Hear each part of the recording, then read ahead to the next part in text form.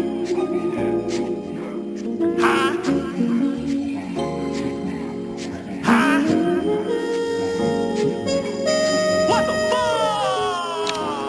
so look punks, today we're going to be going over my plugins and why you should use them. We're going to be starting off with the Punk Dither plugin because there are other ones on the market that does the exact same thing. So it's like, why should you use this one? So right now, ignore the downscale factor. That's a feature that I'm working on coding right now. If you buy it at this given moment and it doesn't have the downscale feature, whenever I do come out with that feature, you get it upgraded for free. But the real reason why I came out with the Punk Dither plugin is because if I were to use Amino, which is the free version of the same thing, let's move this over. Okay, it's not crashing right now. But sometimes when you just move it over, you're doing too much with the project, it'll honestly just crash. But one thing you would notice is it has a lot more colors than mine does. It only has color A and color B for now. Like I said, whenever I work on new stuff, new features, you get all that for free if you already got it. Hold off on more colors, we're working on that. But the main reason why I want to replace it is because it's overall just buggy whenever I use it. I'm not too sure if anybody else has the same problems, but I will sit there and use it, and I forget to save my project every now and then. I will be like 2 hours deep into this project, I didn't even save, and I threw on air diffusion or amino diffusion, and it just crashed. And that's 2 hours of work that I just wasted. That happens so many times. So now I'd be saving my stuff after every time I use it, I just save it. But that's why I built the plugin. It's way more stable than amino diffusion. Way more stable than amino diffusion. And that's because I forgot his actual name, but the guy who built the amino plugins, he stopped developing them about, I think it was like more than 5 to 6 years ago. So this was built for Adobe, or this is built for After Effects, Adobe Suite, and all that back in like 2019. So it's not really even built on the modern platform that Adobe is using. Yes, it's still the same SDK, the same plugin type, but all the new features and all the old features are completely different. So that's why it's so buggy. So the main difference I feel like right now between mine and the free version is I have different algorithms included, and on top of that, it's openly being updated. I'm not going to say every week I have something new, I'm trying, but I'll say at least once a month I have a new feature out. Let's go into the other ones, because the air diffusion, that's very straightforward, you know. It does the same thing that amino does, you know. It just diffuses it, it makes it look cool and all that. Gives it that little nostalgia looking vibe. So let's go into the Bayer matrix. It does a different type of dither effect on top of it, which that honestly looks cool itself.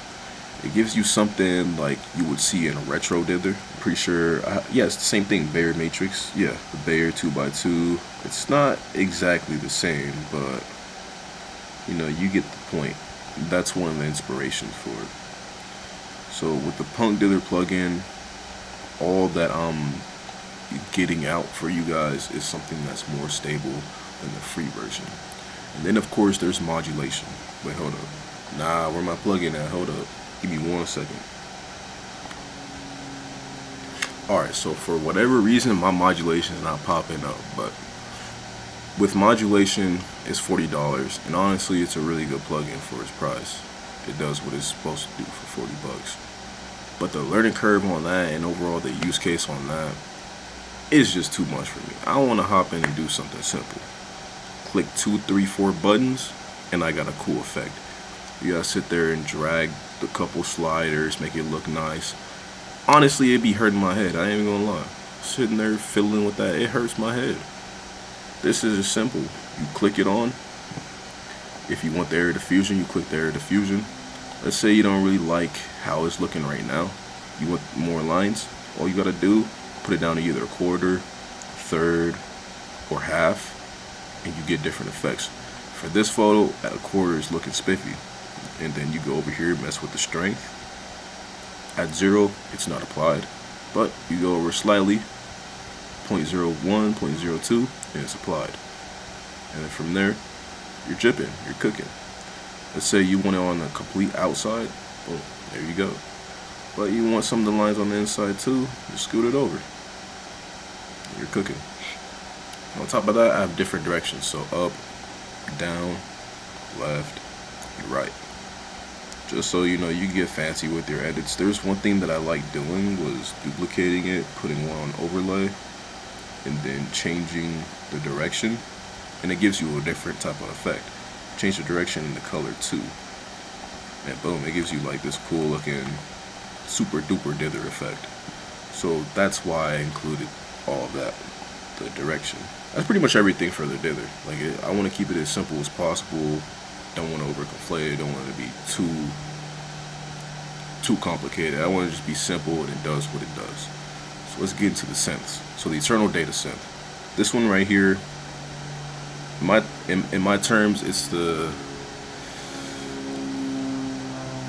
like the third child, you know, like we all got that one sibling that, like, for whatever reason the parents just don't like them, you know, like they're cool, you know, like they do their stuff, but like the parents just don't like them.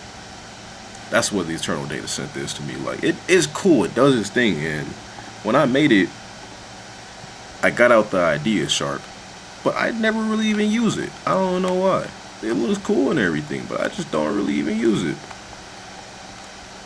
But you see all of which the plugin stack that I have for it. All you gotta do is just move this slider a little bit, and you get like a little different effects with it. You know, you put it all the way up here, and it looks pretty cool. Move it down, and it gets that effect. That looks pretty cool too. The reason why I call it the data synth is because it gives it like this little data glitch. If you reset it, it looks like it's data glitching. Like the data got corrupted and certain pixel values of the image is not looking what it's supposed to be. It looks like a data glitch. So yeah, that's pretty much that. Like, you just go around and mess with all the settings and get something different with it, but that's generally how you use it. And then static synth. Static synth is one of my favorites. That's the first child right there. It's the first one I made, and it got its name from my glitch pedal, which this was made by Static Instruments. This is the favorite child, I ain't gonna lie. It's the first one, it's the favorite one. It do what it do. It do what it do. All I do is just move the curves over a little bit and make it look nice overall. It does all of what you can do with your analog glitch or analog synth in After Effects, and all you gotta do is just move this. Very solid. And then this right here is the last child, and it's my favorite. Another one of my favorite. That's just how it is, and I like the color purple too. So same thing like the other ones. You just move it over, move the curves, and that's pretty much all the effects that you even need right there. You can go through, get rid of some of the coloring with all the other plugins if you don't like all the noise and all the effects on there. But for the most part, all you gotta do is drop it down and then adjust the curves a little bit, make it look good to your image, make it look good to your eye, and that's it. The DSAT synth. I love this one. I love this one. It just makes it look trippy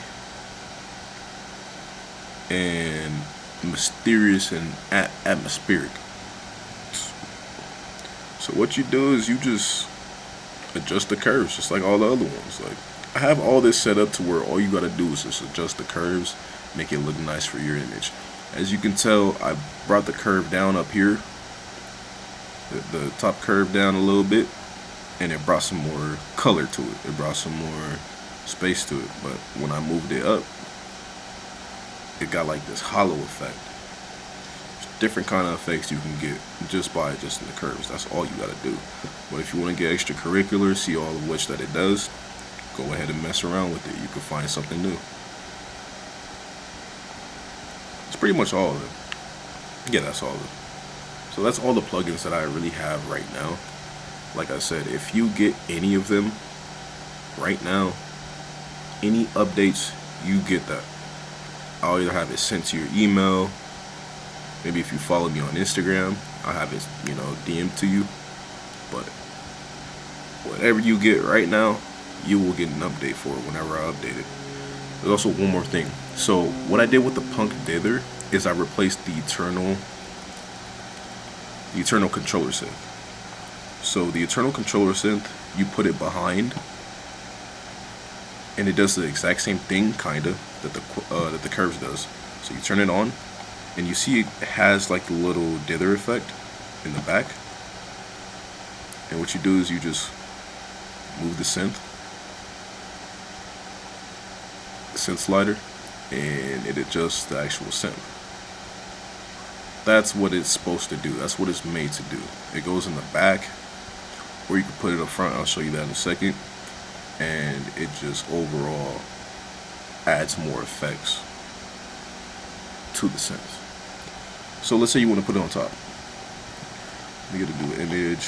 So if you want to put it on top, just drag and drop it, turn it on, and then adjust the slider to how you like it, of course. But then there's a lot of things that you can do from here.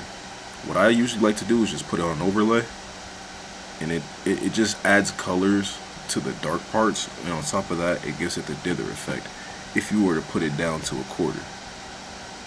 On top of the actual synth, you have this dither effect, which is pretty cool in my opinion. Maybe at half, you'll see, you see the scan line still, so that looks good. And then you adjust the synth a little bit, and you can animate it too. Another thing you could do is mess around with the blending layers.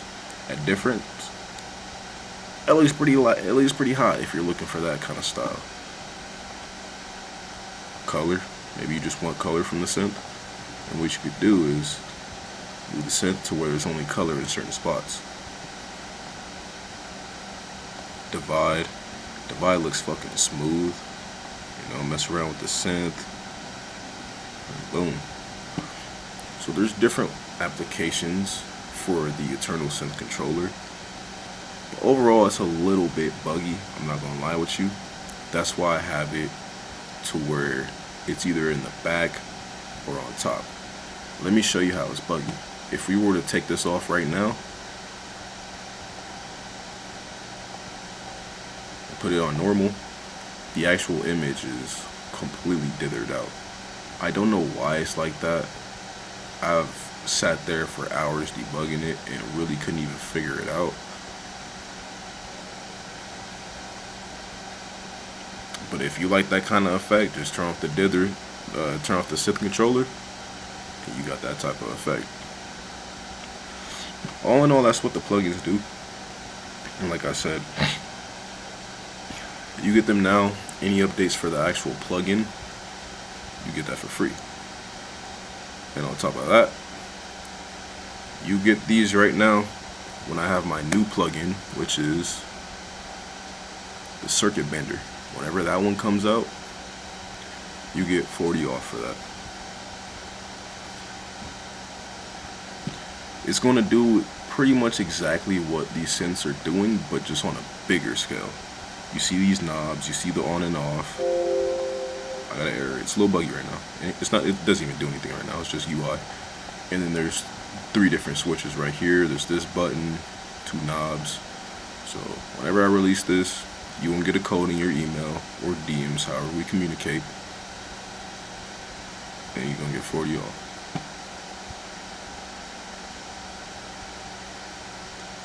So yeah, that's pretty much. I just want to do a little rundown for all the effects, what they do, their use cases. Get creative, get innovative. That's just the backbone. That's just the baseline. The rest is up to your creativity and how you're going to use it for your application. Let me know so